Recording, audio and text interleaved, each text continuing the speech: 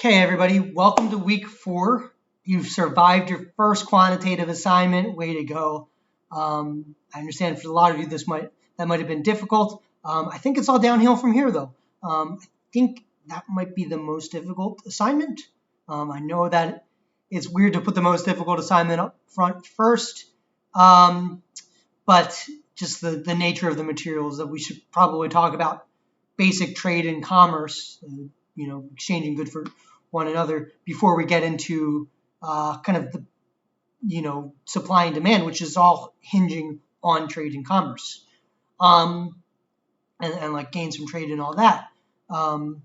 Because if we don't establish why people might trade, why, comparative advantage matters, and why, why it's sometimes more efficient to trade, then it doesn't make sense to really discuss supply and demand, which is all about kind of trade in the aggregate sense.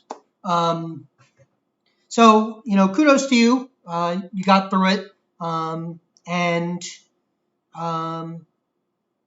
we're ready to kind of move on to our next big topic. And this is a topic you'll see a lot, particularly, well, in this course especially, and then in all future economics courses. So if you take economics, you're going to see supply and demand everywhere, unless you get into only game theory.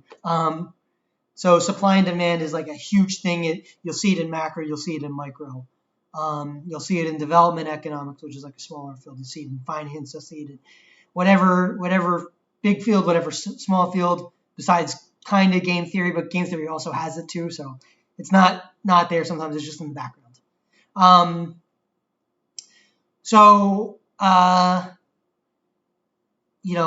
don't want to define supply and demand right now. It's just know that it's a big field. So let's get onto the lecture. Okay, let me do this real quick. Just want to make sure you can see my mouse. All right, so the roadmap for today. First, we're going to talk about types of economies. And if you've read the book, you might see, you might remember centrally planned versus market economies and the big distinction there. And we'll go into that in this lecture as well, because it is an important distinction to make. In addition, there are types of markets. So there's centrally planned and then there's markets.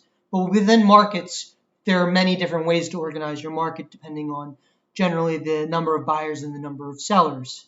And there's also, in between centrally planned and market, there's mixed. I don't want to neglect mixed because it's important as well. And most governments tend to be a mixed economy. At any rate, so within market structures, though, there are different kinds of ways of organizing the market. If you have a lot of consumers and only one buyer, that's monopoly, like the game Monopoly. If you have like a few consumers or whatever, there's a whole host of different definitions for different types of market structures, and they matter. Market structure matters a lot, actually, because it defines who has kind of power in this particular market. So if you're in a monopoly, the seller is going to have all the power. If you can only buy one cable company, that cable company can treat you however they want, because you need internet, right? You need more or less need internet. You can opt out, but at great expense. We can then compare a monopoly to the opposite scenario where there's a ton of sellers and, there might be a lot of buyers too, but let's say there's more sellers than buyers, or there's just a lot of sellers who are selling a lot of products, like a large quantity of the same product, basically. In that case, the sellers are going to compete with each other such that they're going to lower their individual prices. We would call that perfect competition. So a monopoly is different from perfect competition.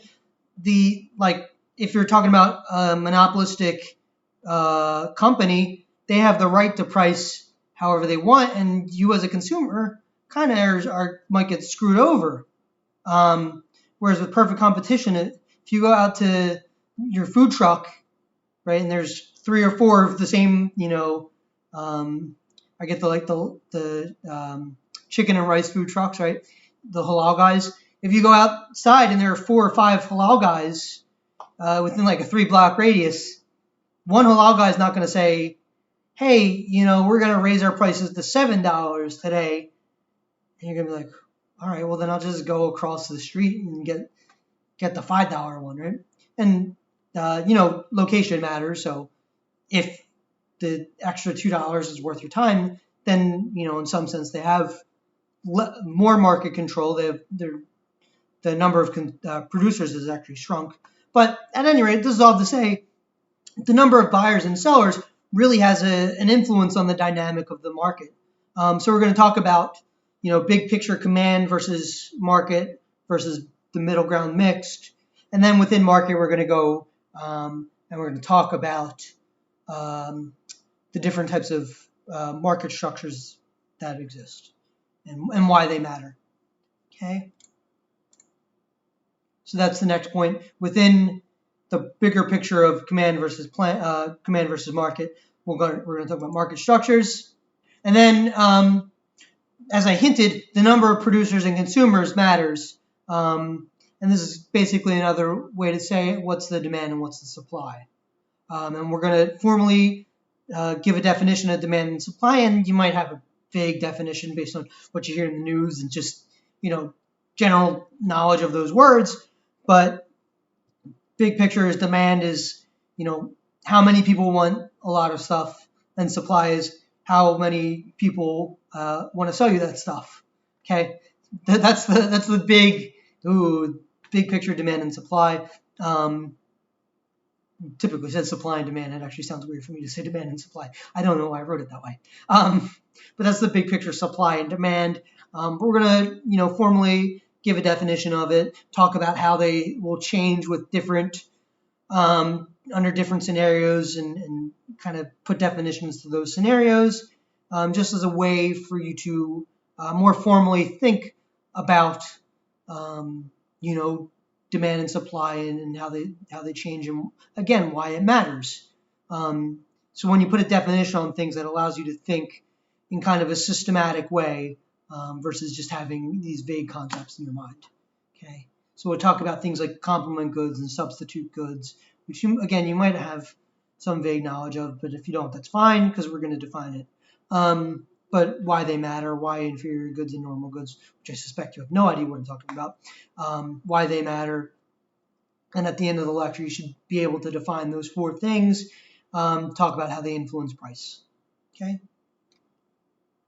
And then we're going to do a group exercise, and, kind of sucks in class if I were,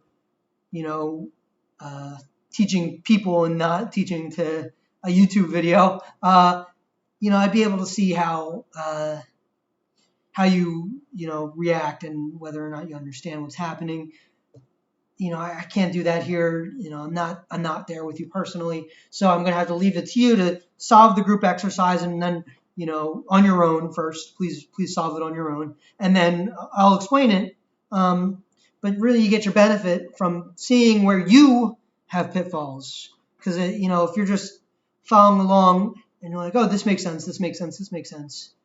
But then when I come to ask you on tests, you're like, wait, I don't get why that made sense. It's just a different level of connection that you make solving it yourself versus solving it or following someone else solve it. So solve it yourself, and then I'll explain it. And we'll kind of do what I did with the Marshall and Kendrick problem, where I'll pull up an Excel doc and we'll go through the things, and then I'll graph things. So we'll end with the group exercise. Okay.